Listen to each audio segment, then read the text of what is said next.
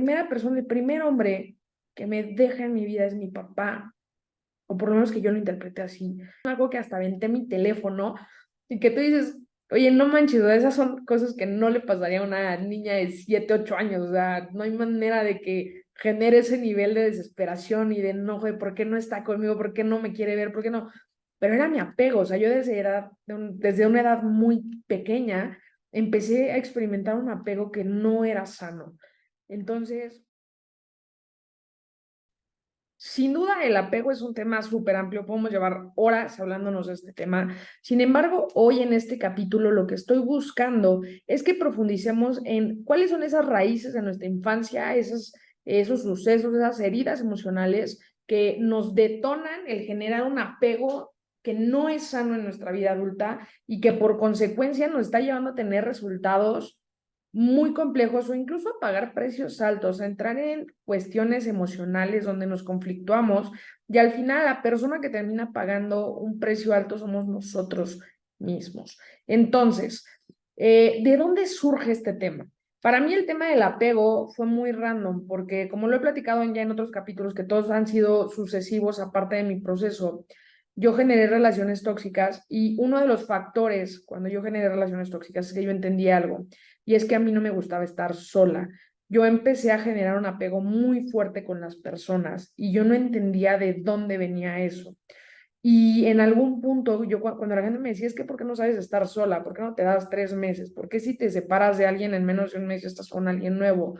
Eh, ¿Qué pasa con eso? Yo decía, pues es que no, o sea, no sé, solo se da, me siento bien, ya superé todo y no, la realidad es que muchas veces no, ni siquiera me dio un proceso de duelo, pero era tanta mi necesidad de no estar sola que en cuanto yo veía algo que me gustaba de una persona, yo me pegaba a esa persona, literal, y entonces quería estar todo el tiempo y se volvió un apego bastante fuerte y obviamente eso me hacía generar relaciones altamente tóxicas, me hizo tener muchísima inseguridad, venían muchas cosas, pero yo no entendía. Así que en su momento yo tomé obviamente un proceso transformacional, también estuve en terapia, siempre me he complementado muchísimo. Yo soy de la idea de que no solo se trata de que tengas un coach, sino que tengas de todo tu equipo. Hay psicólogos que te dicen, no, si vas a venir conmigo, no tengas un coach. Hay coaches que te dicen, no, la psicología no funciona. Yo creo que funciona si los juntas, porque un psicólogo va a entrar a un punto muy importante en tu vida, que te va a dar herramientas de una forma distinta. Y un coach te va a llevar de un punto A a un punto B de manera, no te diría más sencilla, pero puede ser que sí más rápida a lo que lo harías tú solo. Entonces, si tú logras combinar un buen psicólogo con un buen coach, tus resultados se pueden detonar a un nivel exponencial. Yo siento que ninguno está peleado. Así que, bueno, después de esto te digo, yo tomaba terapia, yo aparte estaba en mis procesos, tenía coaches, me empecé a entrenar yo para ser entrenadora y dar ciertas capacitaciones, ciertos cursos, me entrené en muchísimas cosas, empecé a investigar acerca del cerebro, cómo funciona el cerebro humano y en este inter, pues obviamente me tocó trabajar el tema de mis relaciones, o sea, es parte de lo que iba, o sea, es implícito en las relaciones, siempre llega a tocar el tema del apego, porque hay apegos que no son dañinos, hay un apego seguro, hay un apego inseguro, hay de todo. Pero, a ver, ¿cuáles son estas creencias que sobre todo se vieron en tu niñez y que pueden generarte un apego inseguro en tu vida adulta? Y una de esas heridas es el abandono emocional. Cuando los padres no brindan amor, cuando los padres no brindan la atención necesaria, el niño obviamente se va a sentir abandonado. Y nota, ya lo habíamos hablado en otros capítulos, no significa que realmente estén abandonando al niño. Sin embargo, ese niño va a dar una interpretación a su cabeza y va a decir, hey, yo me siento abandonado. Mis papás me están dejando, mis papás o mi mamá no me quiere, o como lo platiqué en algún capítulo, mi papá no fue un papá presente y hace muchos años cuando yo estaba chiquita, no sé si lo llegué a contar o no, pero yo estuve en una casa hogar y fue una escena muy fuerte, nunca se me va a olvidar, que estábamos frente al juez porque mis papás estaban peleados y tocó ir al DIF y cosas de adultos. Y en una de esas el juez le dice a mi papá que me tienen que llevar. ¿no? A la casa hogar, y a mí el juez me lo manejó como, te vamos a llevar a un parque.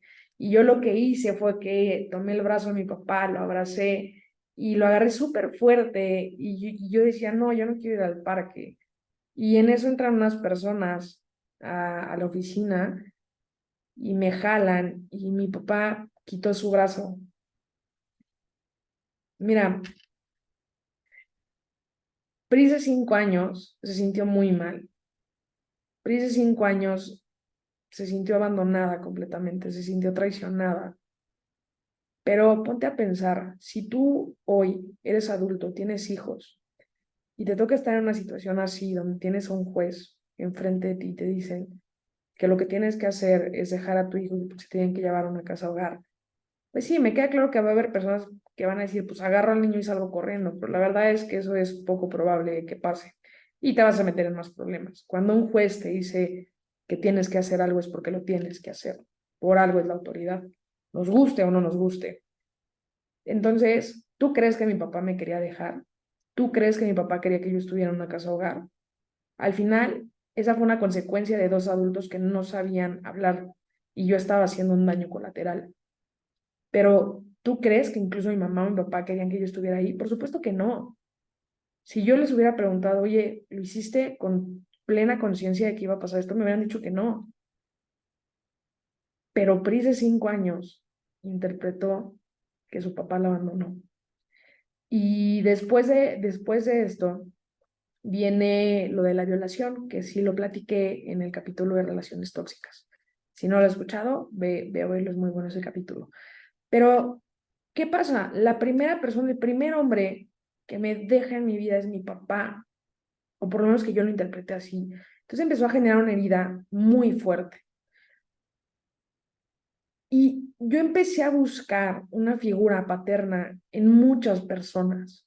Y entonces de repente si mi mamá tenía un novio, obviamente yo me quería llevar súper bien con él, yo quería estar bien, yo quería tenerlo. Me acuerdo mucho que tuvo un novio que me caía súper bien y después de todo esto que pasó, desde muy chiquita a mí me dieron teléfono para yo siempre estar en contacto con mis papás.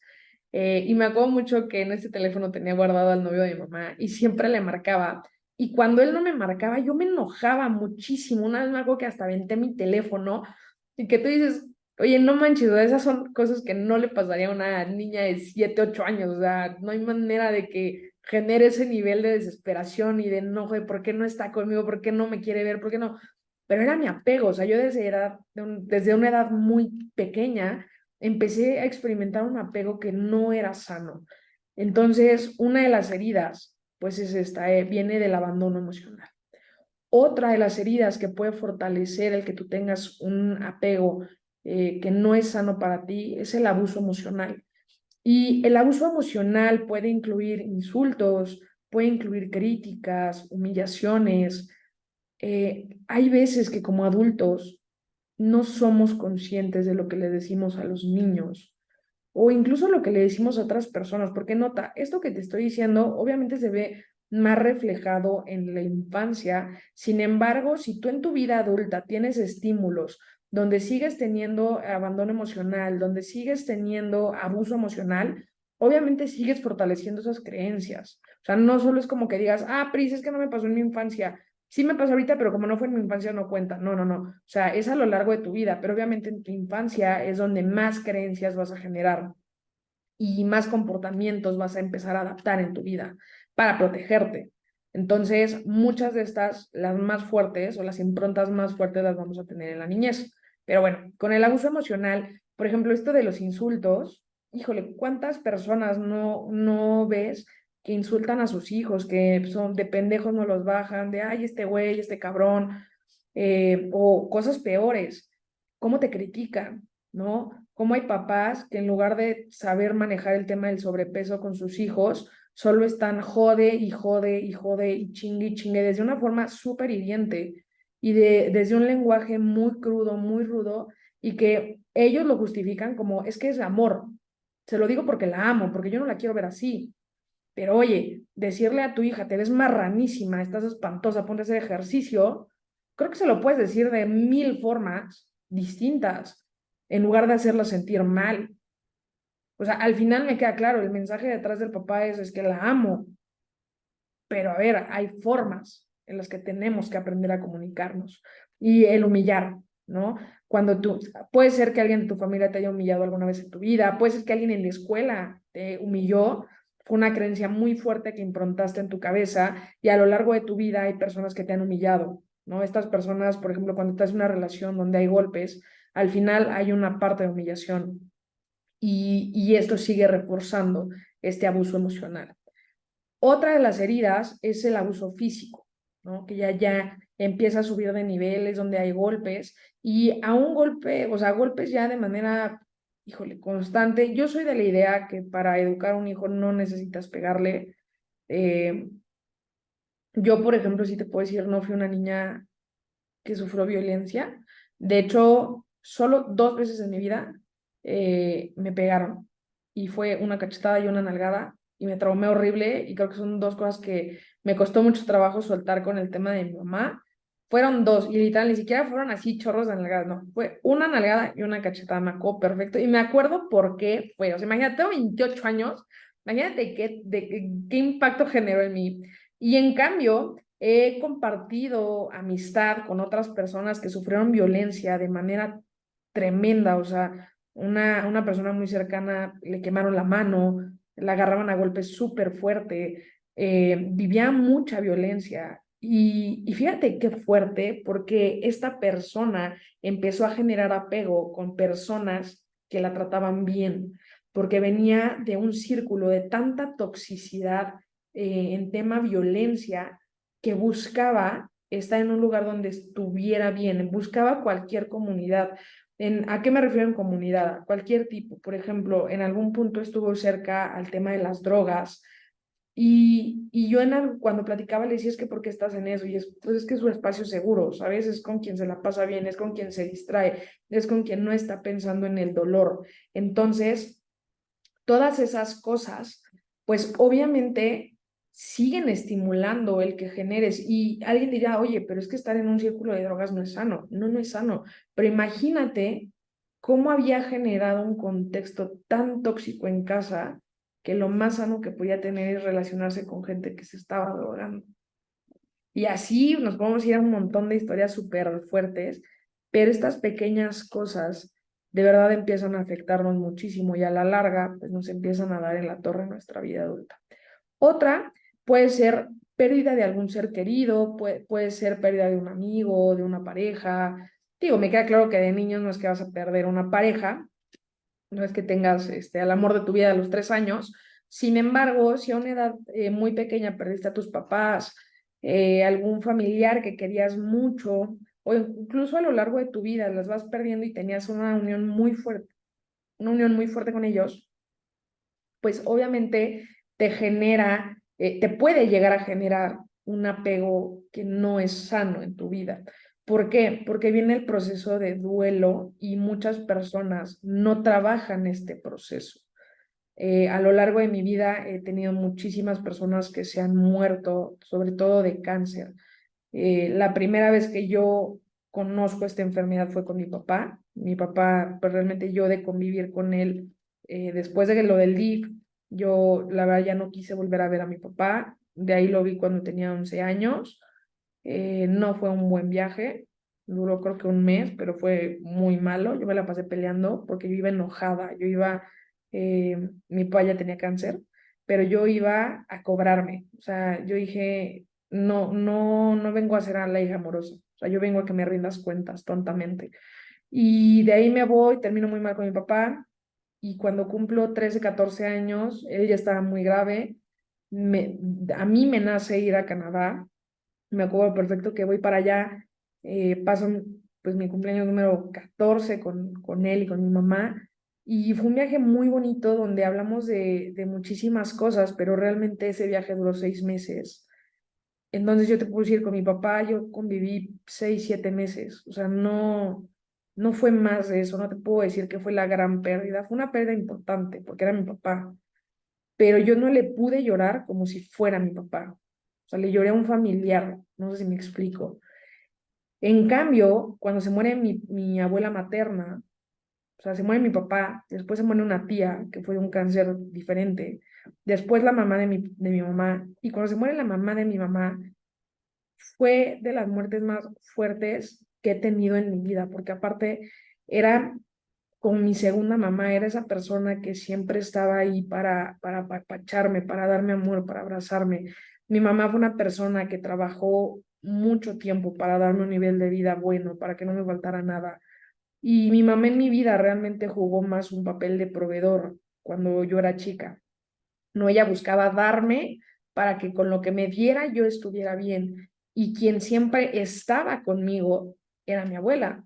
Entonces imagínate que esa persona que me daba tanto afecto emocional se hubiera muerto, para mí fue súper fuerte. Entonces empecé a generar un apego todavía más fuerte a los que ya estaba manejando. Entonces la pérdida de un ser querido también te puede estimular el que generes un apego que no es sano en tu vida. ¿De qué forma puedes evitarlo? Pues obviamente trabajando con un proceso, con un tanatólogo, con un psicólogo, todos tus procesos de duelo, que trabajes la resiliencia. Si tu hijo está pasando por una situación así, trabájalo. No creas que porque está chiquito va a pasar. Al final me queda claro que no se va a morir, pero también tú no sabes lo que pasa por la cabeza de los niños. Tuve un familiar que en esta historia de las 1000 muertes que he tenido, bueno, no 1000, pero sí he tenido unas 11 muertes de cáncer. Hubo una que no fue de cáncer y sí me sorprendió mucho porque era un familiar, estaba muy chiquita, tenía 13, 14 años, y ella se suicida el día que era el aniversario del aniversario de su abuela. Entonces imagínate, fue un duelo que no estuvo bien trabajado y que al final, en el aniversario luctuoso del familiar que ella había perdido, se suicidó teniendo menos de 15 años.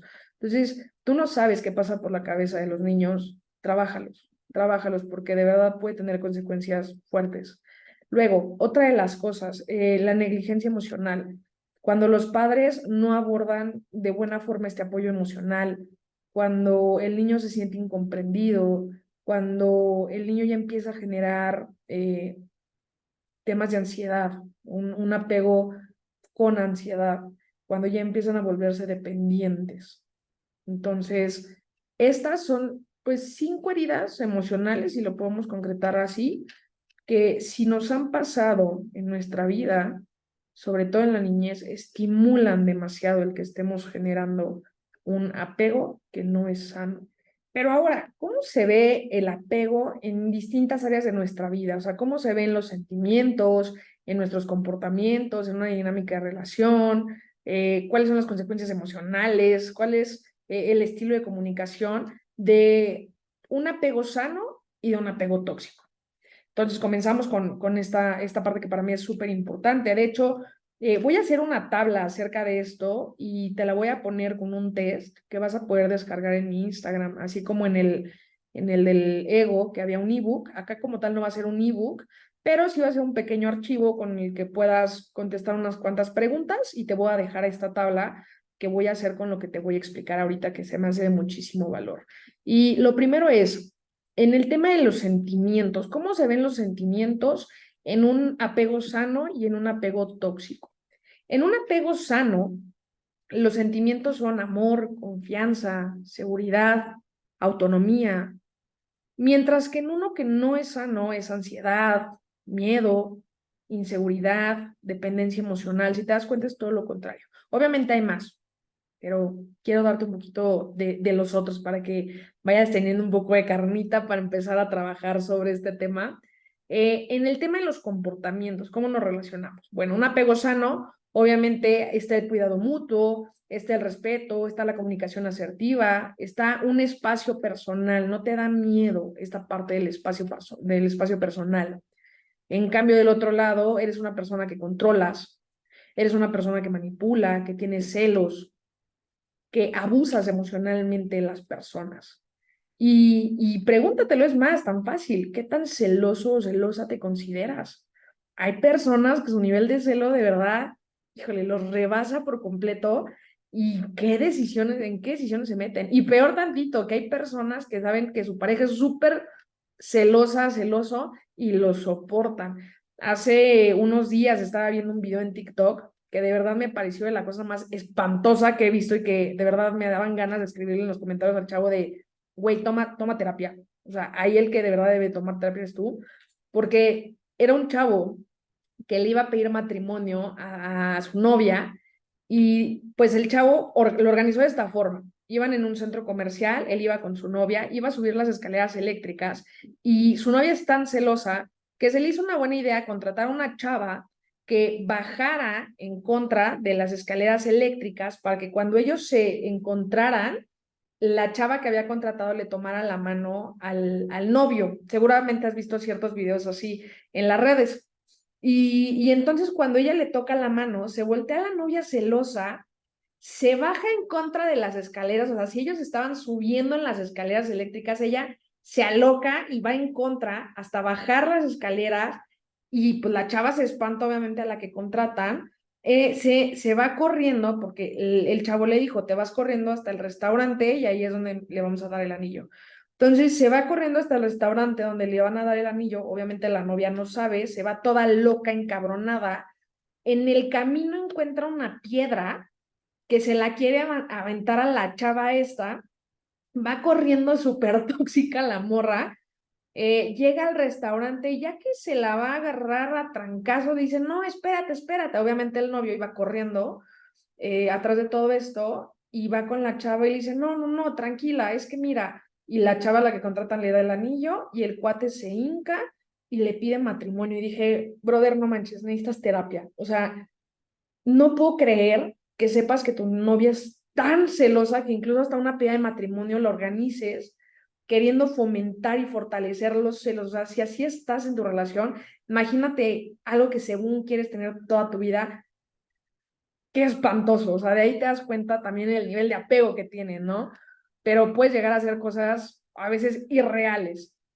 Luego, en una dinámica de relación, dando seguimiento a lo que te estoy contando, una persona, una relación donde hay, y cualquier tipo de relación, no solamente amorosa, aquí entran todas las relaciones.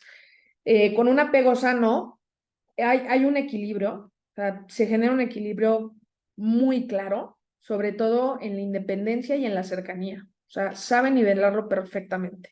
Cuando es momento de estar juntos, están juntos. Cuando es momento de separarse, no hay ningún problema. O sea, separarse me refiero a que cada quien tenga que hacer sus cosas, que alguien de repente quiera salir con unos amigos y no te invite. O sea, realmente existe este respeto en los espacios de cada uno y en los espacios en común.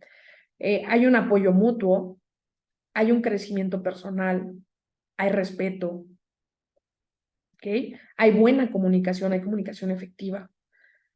Del otro lado tenemos que es un desequilibrio total, ¿no? Hay faltas de respeto, no se ponen límites, que es muy importante. Existe un estancamiento emocional porque no están enfocados en el crecimiento o en quién es mejor que quién, esta lucha de poder. Luego, consecuencias en tu salud emocional. En un apego sano, ¿cuáles son estas consecuencias? Pues mejora tu autoestima, promueve la felicidad, reduce el estrés, que eso es padrísimo. Ya no hay ansiedad, no te genera ansiedad. Entonces, si te das cuenta, vives en una plenitud, en una tranquilidad, sobre todo por lo que dicen, sabes poner límites. Es algo súper importante. Sabes quién eres, sabes cómo cubrir tus necesidades sin tener que llenar tus vacíos emocionales con las personas que te rodean. Tú eres esa persona responsable de ti y tú te encargas de que esto juegue a tu favor. ¿De qué forma? Pues fortaleciendo todo lo que te decía tu autoestima, que vivas tu felicidad plena, ¿no? Que no sea una felicidad intermitente y sobre todo reduces el estrés, creo que ese es un súper regalo. En cambio, del otro lado, pues obviamente tu autoestima se empieza a destruir por completo, empiezas a generarte depresión, generas ansiedad, tienes estrés, limitas tu crecimiento personal, literal te estancas completamente. Eso, si lo vemos como consecuencias, ahora por consecuencias no me refiero a que sea algo bueno o malo, hay consecuencias positivas y propositivas, hay consecuencias que te restan, aquí te puse las dos, ¿ok? Y en tus estilos de comunicación, Una persona que tiene un apego sano, un apego que no te está dañando, va a ser una persona que se va a comunicar contigo de manera asertiva, que se va a comunicar contigo de manera respetuosa, que va a ser honesto, que lo que te está dando es lo que es, no te está mintiendo, no está fingiendo ser alguien que no.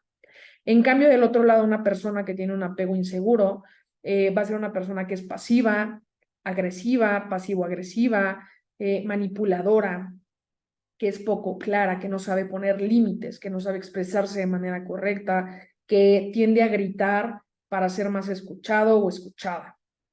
Entonces, si te das cuenta, creo que puedes empezar a definir qué eres. ¿Yo qué te diría? Te voy a dar esta tabla, te digo, voy a armar la tablita, te la voy a subir en un archivo, pero empieza a poner palomitas en todo lo que tienes. Muchas veces es, bueno, ¿cómo sé si tengo más de uno o de otro? Califícate, y a ver, de la parte que te voy a poner del lado de apego, no negativo, de apego inseguro, ¿cuántas de estas características tengo? ¿Qué lo genera?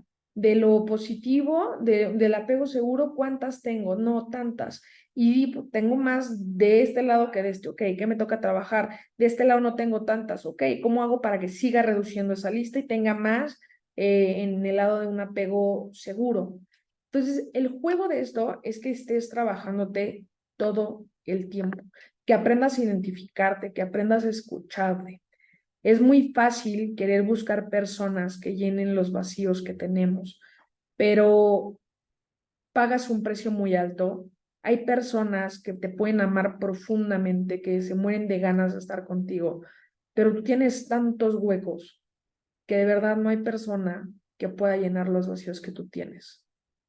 Imagínate a mí, que se murió mi abuela, si yo busco otra persona que busque que llene su lugar, no existe en el planeta.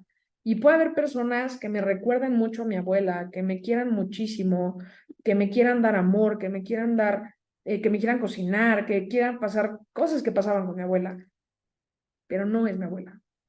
Y no la puedo revivir. Y no la puedo revivir en los ojos de alguien más. ¿Qué me toca? Respetar a esa persona y darle el lugar que corresponde. Y el dolor tremendo que yo sentí por la muerte de mi abuela, eso lo tengo que trabajar. Y cuando lo trabajas, esos huecos se llenan. Y cuando tú estás entera, cuando tú estás entero, te vuelves más atractivo para cualquier persona. ¿Por qué? Porque te das cuenta que tu nivel energético es otro, que tú, híjole, eres fuerte.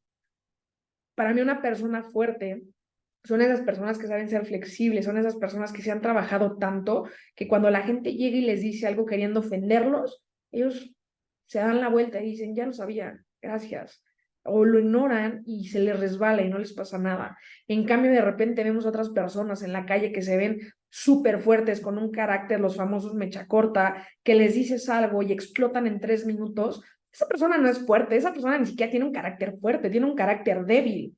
Porque si tuviera un carácter fuerte, las cosas le resbalarían y no se ofendería a la primera. Entonces, debemos de trabajarnos. Empieza a ver cuáles son esos huecos emocionales que tienes. Porque si tú ahorita estás en una relación que te está llenando vacíos, se van a cansar. Tú te vas a cansar porque no te va a dar suficiente esa persona. Y esa persona va a empezar a generar una inseguridad porque va a creer que no es lo suficiente para ti. Entonces, no es que sean o no lo suficiente, es que realmente tú tienes que trabajarte en distintas cosas.